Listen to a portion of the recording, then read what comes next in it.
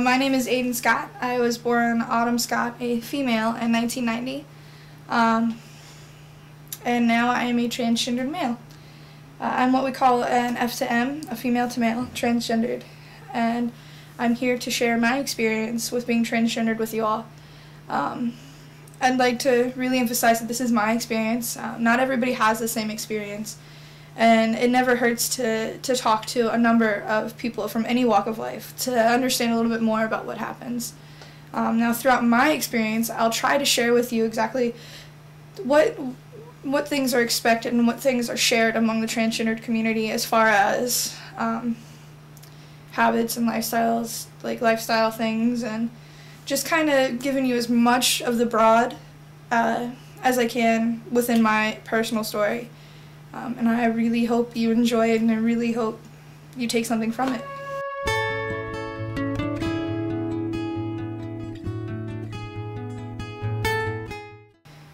Like sexual orientation, gender is on a sliding scale based on a person's beliefs and how they feel within themselves.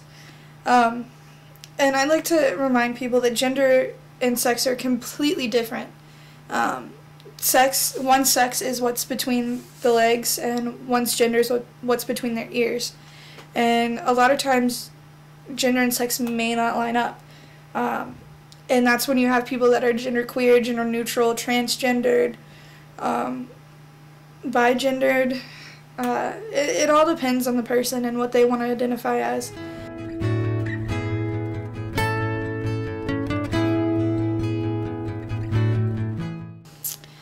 Now the process of being transgendered is actually a very long process. First, you have to do a year with a licensed social worker, psychiatrist, counselor, something. You have to do a year with them to determine if you're in the right state of mind, if this is really what you want. After that, you can, if they feel that's what you really want to do, you can be recommended for hormone therapy. Now, to do a hormone therapy, you have to be accepted by a clinic. I know at Fan Free, you do an intake interview, and if they accept you as a candidate for hormone therapy, you do your financial screening, you do a blood work screening, and then you finally get to start on your hormones. For females to males, it's testosterone. For males to females, it's estrogen. After that, it takes around 3 months you start showing signs of the hormone taking effect. It takes about 2 years for it to completely take effect, and all this varies based person to person, but these are generalizations, averages. From here, if you want to do surgery, to do sex reassignment surgery, most surgeons ask that you live a year as your desired gender.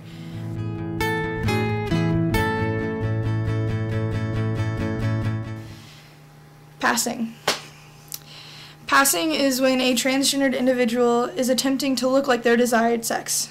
They do a variety of things to pass.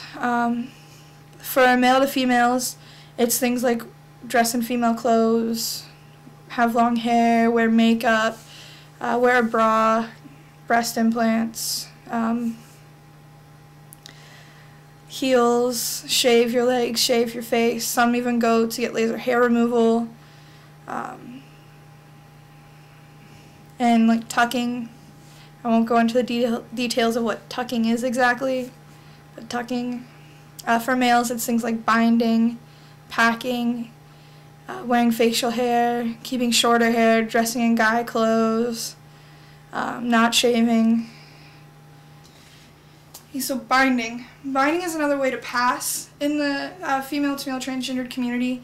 Essentially what you're doing is you're constricting the chest, breaking down the breast tissue, and flattening out to make it look more masculine. It's a really, really painful process. Imagine being pressed down against like a hard floor to squish your chest. There are a few different ways to bind, a few different solutions. Some go for the ace bandage around the chest, which is actually really unhealthy for a person to do because it constricts the whole entire chest cavity instead of just flattening out the breast tissue. which can lead to problems with breathing, and even some people have fractured ribs from it. The more common solution is to buy a binder. Now, a binder is essentially an undershirt that has compression pieces in it.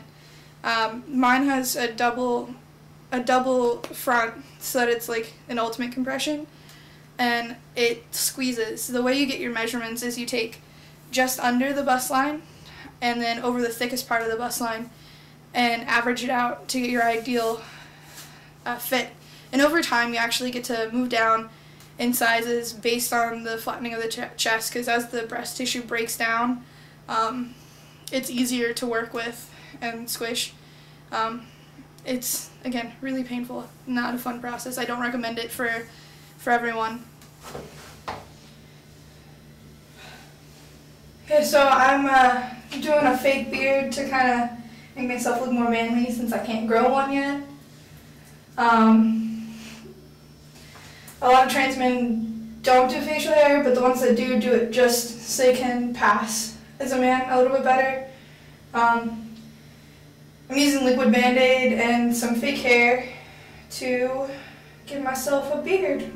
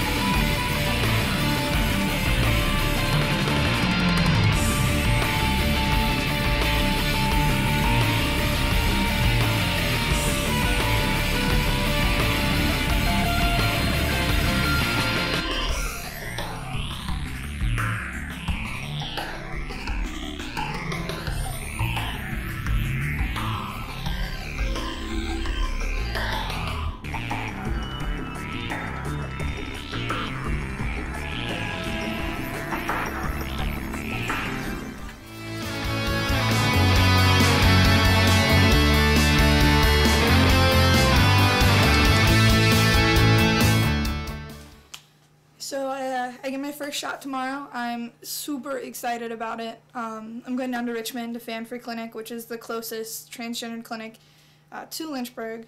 I'm really excited about getting my first injection. It's going to be seriously the best day of my life. I've been waiting for entirely too long for this, and I'm just beyond excited. And hopefully, cross my fingers, I can film while I'm down there. I'm not entirely sure. I haven't asked permission yet, so we'll see. But again, crazy excited. And sometime next week, I'm supposed to be meeting with my social worker to go over kind of how I'm feeling after the first injection and everything. And my social worker actually is in Roanoke. He works at Hollins. He's awesome. His name is Andy Metzner. Greatest guy in the world. Hilarious. Love him. But he is the closest transgendered social worker to Lynchburg, which is a big deal.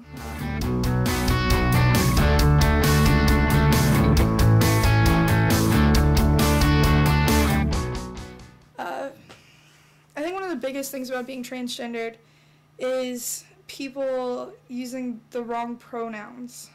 I mean, it's common courtesy, I believe, to ask what pronouns somebody prefers, regardless of whether they're transgendered, straight, gay, bi, whatever.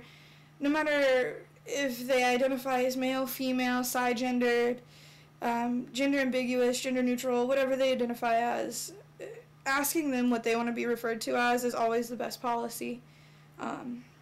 I use masculine pronouns, he, him, his. I have a friend at UMW who uses gender neutral programs, Z and here. I also have a friend up in New York who uses the singular they, their when referring to themselves. And it all just depends on preference. I mean, just always ask, especially if you're unsure. It's always better to ask what they prefer to be referred to as. I mean, asking never hurts. It shows interest, and it might spark a conversation.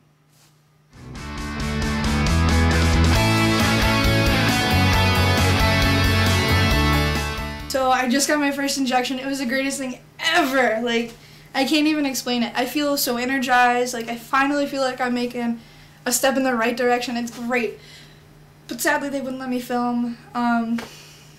But hopefully I can film for my next injection down in the health center. Just to the nature of their business, they were not so fond of me filming, and there are a lot of people there that were not comfortable with the idea, which, I mean, is okay, but I'm still so excited. Like, I'm pumped. Like, I'm ready to start seeing changes.